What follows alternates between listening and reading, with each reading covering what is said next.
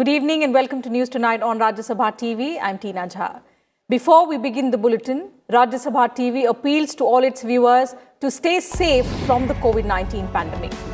Wear face masks, wash hands and face regularly, and maintain physical distancing while stepping outside. Remember, these simple precautions are all that it takes to defeat the pandemic.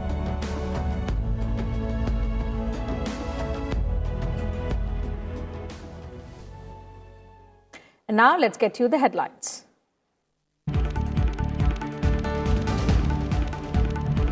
Prime Minister Narendra Modi dedicates Ayurveda institutes in Jamnagar and Jaipur to the nation. World Health Organization announces plans to set up a global center for traditional medicine in India.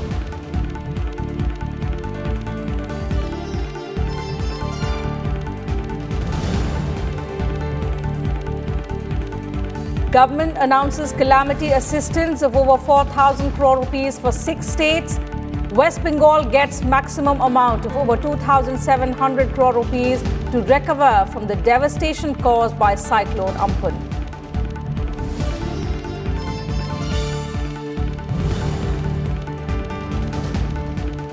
Ahead of the NDA meet on Sunday to form a new government in Bihar, Nitish Kumar submits resignation as Chief Minister to Governor Phagu Chauhan. Current State Assembly's term ends on 29th of November.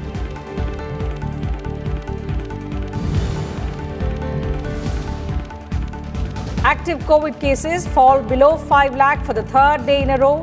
Recovery rate touches almost 93%. Daily count of COVID tests reach 11 lakh for the 6th week.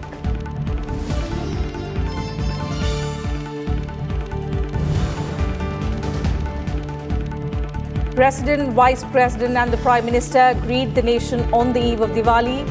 Prime Minister Modi calls on people to remember soldiers guarding our borders in the festival season. Urges everyone to light a diya in their honor.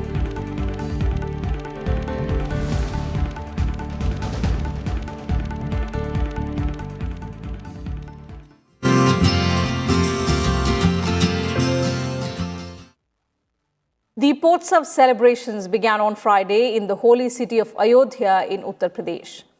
5,51,000 earthen lamps were lit on the banks of Saryu River, which was in itself a new world record. It is said to be the first Deepotsav in nearly 492 years. This is the first Deepotsav in the town after the Ram Janmabhoomi Puja to start construction of the Ram temple.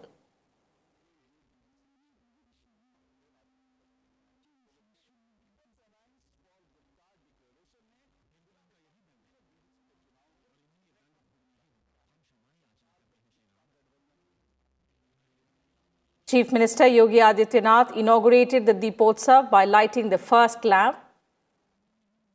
State Governor Anandiben Patel and the Chief Minister also offered prayers to Lord Ram. Addressing the gathering, Yogi Adityanath said it was Prime Minister Narendra Modi's dream to develop Ayodhya as Vedic Ramayana city and that it should be the most beautiful city.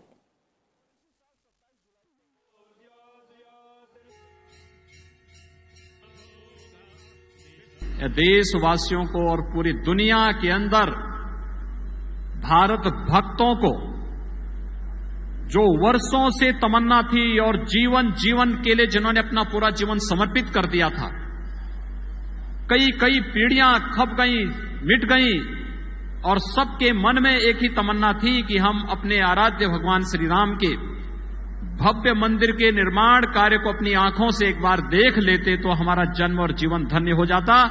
वह कार्य प्रधानमंत्री मोदी जी के कारण आज सफल हुआ है। President Ramnath Kovind, Vice President M. Venkaiah Naidu and Prime Minister Narendra Modi greeted the nation on the eve of Diwali. In a message, President Kovind extended his greetings and asked people to honor Mother Nature by celebrating pollution-free, environment-friendly and clean Diwali. The President also asked people to take a resolve to become a lamp of hope and prosperity for the poor, destitute and the needy this Diwali by sharing happiness with them.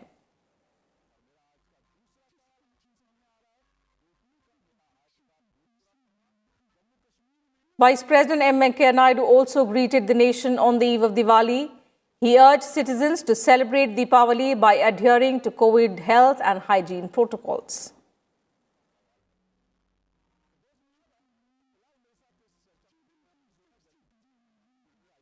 In a Twitter message, Prime Minister Narendra Modi urged citizens to light a diya as a salute to soldiers who are fearlessly protecting our country at the borders. He said, "Words cannot do justice to the sense of gratitude we have for our soldiers for their exemplary courage."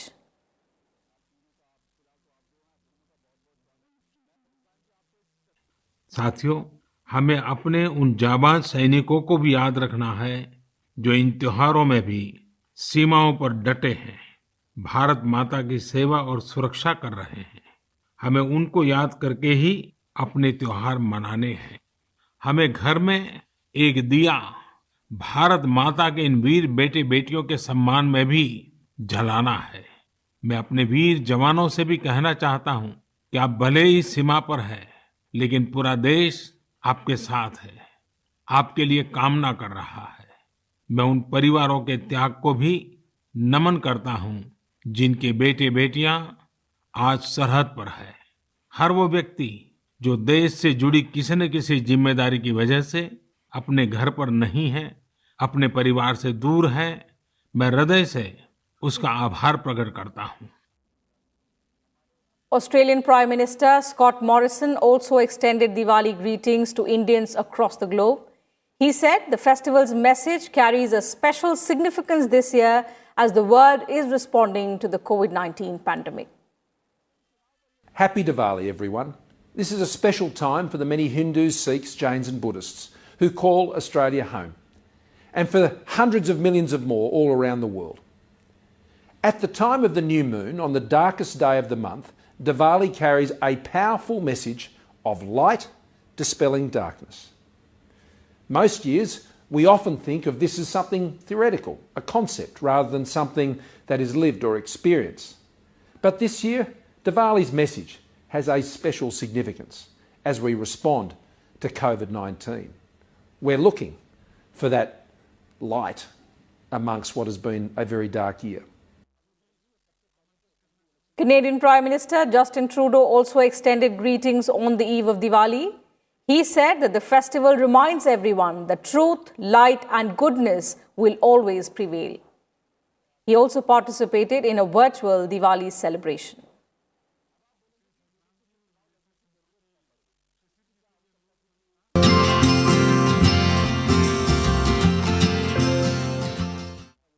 In some other news, Prime Minister Narendra Modi dedicated 2 Ayurveda institutions to the country on the 5th Ayurveda Day. Calling Ayurveda the heritage of India, the Prime Minister called for the preparation of an Ayurveda syllabus that meets international standards. Prime Minister Narendra Modi dedicated the Institute of Teaching and Research in Ayurveda, Jamnagar, and National Institute of Ayurveda, Jaipur, to the nation via video conferencing on Friday. Addressing the 5th Ayurveda Day, he called it a matter of immense happiness for every Indian that our traditional knowledge is now enriching other countries as well. इस बार का आयुर्वेद दिवस गुजरात और राजस्थान के लिए विशेष है। हमारे युवा साथियों के लिए भी विशेष है। आज गुजरात के जामनगर में institute of teaching and research इन आयुर्वेदा को इंस्टीट्यूट ऑफ नेशनल इंपॉर्टेंस के रूप में मान्यता मिली है। इसी तरह जयपुर के राष्ट्रीय आयुर्वेद संस्थान को भी डीम्ड यूनिवर्सिटी के रूप में आज लोकार्पित किया गया है। आयुर्वेद में उच्च शिक्षा, रिसर्च और स्किल डेवलपमेंट से जुड़े इन बेहतरीन संस्थानों के लिए राजस्थान, गुजरात के साथ ही पूरे देश को बहुत बहुत बधाई। The Prime Minister emphasized the need to bring the knowledge of Ayurveda out of books, scriptures and home remedies and develop this ancient knowledge as per modern needs. He said new research is being done in the country by combining the information received from modern science of the 21st century with our ancient medical knowledge. ये हमेशा से एक स्थापित सत्य रहा है कि भारत के पास आरोग्य से जुड़ी कितनी बड़ी विरासत है, लेकिन ये भी उतना ही सही है कि ये ज्ञान ज्यादातर किताबों में, शास्त्रों में रहा है और थोड़ा बहुत दादी नानी के नुस्खों में रहा है। इस ज्ञान को आधुनिक आवश्यकताओं के अनुसार विकसित किया जाना ये बहुत आवश्यक है।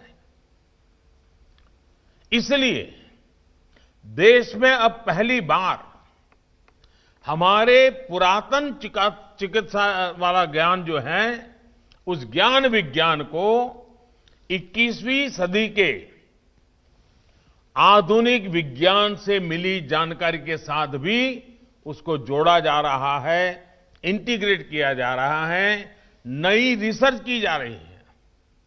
Both institutes are premier institutions of Ayurveda in the country and are expected to play global leadership roles in the development of Ayurveda in the 21st century. The Prime Minister said the two institutes now have greater responsibility and hope that they will prepare an Ayurveda syllabus that meets international standards.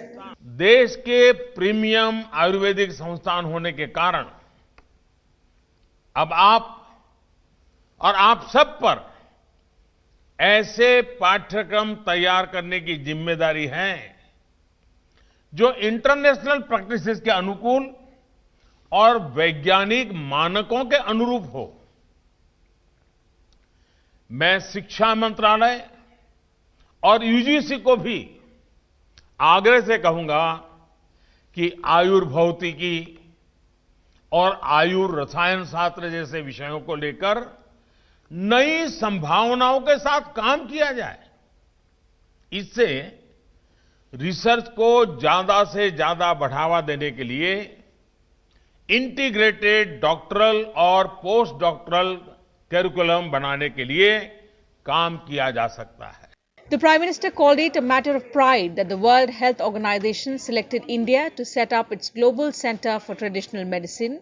In a video message, Director General of the World Health Organization, Dr. Tedros Adhanom Ghebreyesus, praised the Prime Minister's commitment to the universal coverage under Ayushman Bharat and evidence-based promotion of traditional medicines to achieve health-related objectives. I'm pleased to announce that we have agreed to open a WHO Global Center on Traditional Medicine in India to strengthen the evidence, research, training, and awareness of traditional and complementary medicine. This new center will support WHO's effort to implement the WHO Traditional Medicine Strategy 2014 to 2023, which aims to support countries in developing policies and action plans to strengthen the role of traditional medicine as part of their journey to universal health coverage and a healthier, safer, fairer world. WHO ने global centre for traditional medicine इसकी स्थापना के लिए दुनिया में से भारत को चुना है और अब भारत में से दुनिया के लिए इस दिशा में काम होगा। भारत को ये बड़ी जिम्मेदारी सौंपने के लिए मैं वर्ल्ड हेल्थ ऑर्गेनाइजेशन का विशेष रूप से WHO के महानिर्देशक मेरे मित्र डॉक्टर टेड्रोस का भी हृदय से आभार व्यक्त करता हूं। The Prime Minister also urged the Ministry of Agriculture and the Ministry of Ayush to work together to increase awareness about the many herbs available in India. He stressed that the development of the entire ecosystem related to Ayurveda will promote health and wellness tourism in the country. Bureau Report, Rajya Sabha TV. Ayurveda Day is observed every year on Dhanmantri Jayanti. The aim of the day is to create a sense of awareness in today's generation and promote Ayurvedic principles of healing in society. This year, India is celebrating Ayurveda Day under the theme of Ayurveda for Covid-19.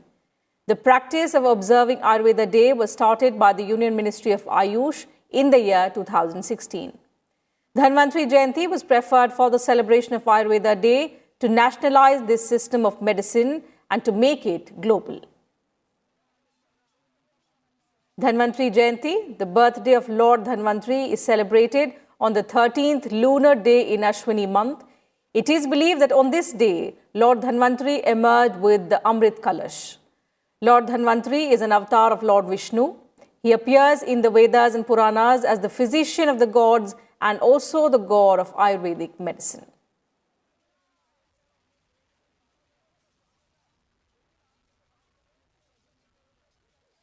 Slipping into a short break here on News Tonight, but more updates will continue on the other side. Do stay with us.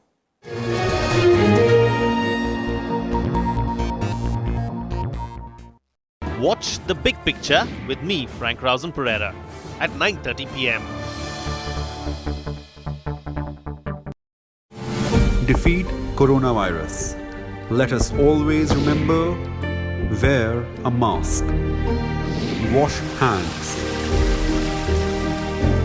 Follow physical distancing. Together, we'll succeed. Together, we'll win against COVID-19.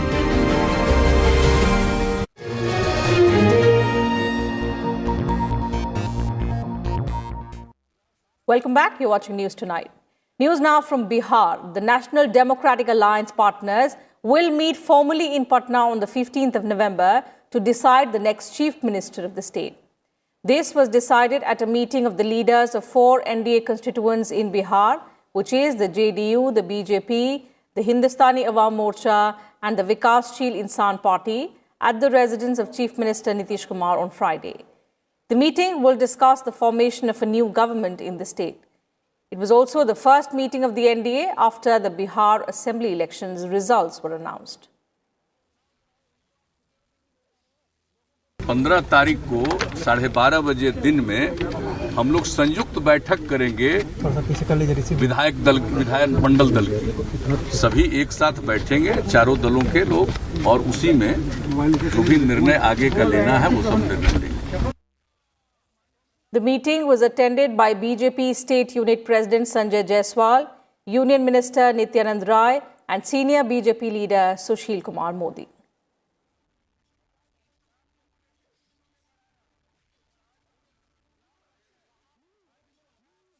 And let's now take a look at the COVID-19 situation in the country. India continues to maintain a declining trend in the number of active cases. For the third day in a row, active cases remain below 5 lakh on Friday. More details in this report. India had 4,84,000 active cases on Friday, 44,878 new cases and 547 deaths reported in the last 24 hours. The daily trend of recoveries were higher than new cases, a trend that has continued for the 41st day in a row. India reported 49,079 recoveries in the last 24 hours. Total recoveries crossed 81,15,000, pushing the recovery rate to 92.97%. The total number of cases now stand at 87,28,000, while the COVID-19 death toll so far is 1,28,688. Over 12 crore 31 lakh samples have been tested, including 11,39,000 on Thursday. Delhi added the highest number of new infections in the last 24 hours for the 6th straight day. Other cities that reported the highest 24-hour increase in cases are Kerala, Maharashtra, West Bengal and Haryana. The highest COVID-related fatalities were reported from Maharashtra, Delhi, West Bengal, Tamil Nadu and Kerala. Delhi recorded over 100 deaths for the first time ever. Anticipating a second COVID-19 wave in January-February, the Maharashtra government asked authorities to ensure that there was no complacency in testing. It said laboratories should be functional in every district and municipal corporation limits while advising people to avoid unnecessary travel. Bureau Report, Rajya Sabha TV. The Indian Meteorological Department has predicted that the air quality index of the national capital is expected to go in the severe category on Diwali.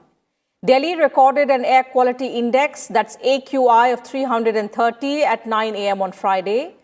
The neighboring cities of Faridabad recorded an AQI of 327, Ghaziabad 360, Noida 331, Greater Noida 329, and Gurgaon 328, which fall in the national capital region.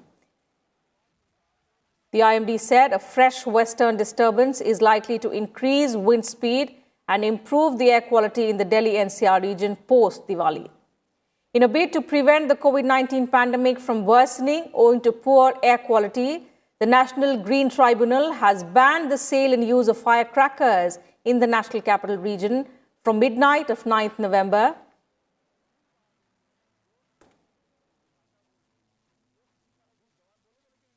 to the midnight of 30th of this month. आज air quality index जो है वो very poor category में है, लगभग 330 अभी air quality index है और हमारा ऐसा अनुमान है कि एयर क्वालिटी इंडेक्स थोड़ा सा और बिगड़ेगी और आज लेकिन वेरी पुअर कैटेगरी में ही रहेगी, लेकिन कल से सीवियर में जाने की संभावना है इसकी. A high-level committee headed by Home Minister Amit Shah approved the release of nearly 4,382 crore rupees to 6 states as central assistance for the natural calamities they faced this year. Funds will be released to West Bengal, Odisha, Karnataka, Madhya Pradesh, Maharashtra and Sikkim as assistance for the damage caused by cyclone, floods and landslides during the year.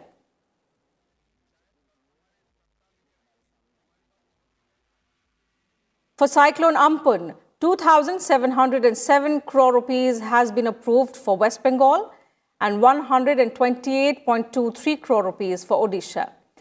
For Cyclone Nisarg, 268.59 crore rupees have been approved for Maharashtra for floods and landslides during the southwest monsoon season. 577.84 crore rupees have been approved for Karnataka. 611.61 crore rupees for Madhya Pradesh and 87.84 crore rupees for Sikkim.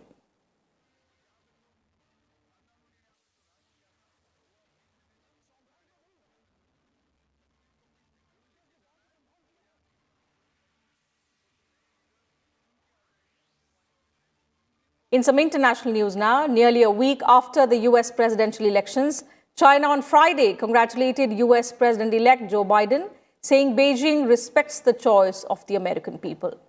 China had initially hesitated to congratulate Biden, a Democrat, after Republican incumbent President Donald Trump refused to concede.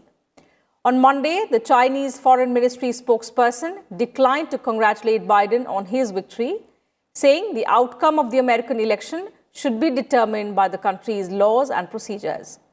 Relations between China and the United States are at their worst in decades over disputes ranging from technology and trade to Hong Kong and the coronavirus pandemic, and the Trump administration has unleashed a barrage of sanctions against Beijing.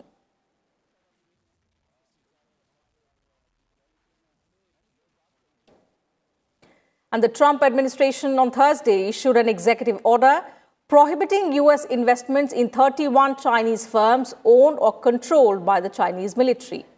The order prohibits purchases involving publicly traded securities or any securities that are derivative of or are designed to provide investment exposure to such securities of any communist Chinese military company. Releasing the order, the White House said, China is increasingly exploiting United States capital to resource and to enable the development and modernization of its military and intelligence. The order could impact some of China's biggest companies, including telecom firms, China Telecom and China Mobile Limited, and surveillance equipment maker Hikvision.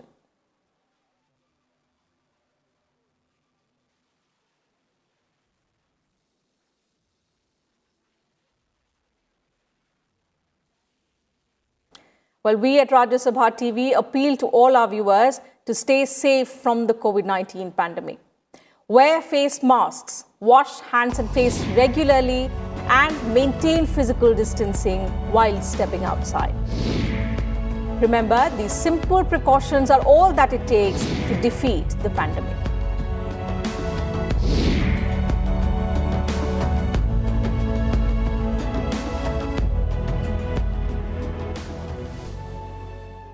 So that's it from us on News Tonight. We leave you with some visuals of pre-Diwali celebrations from different parts of the country. Picture this and have a happy and safe Diwali. Good night.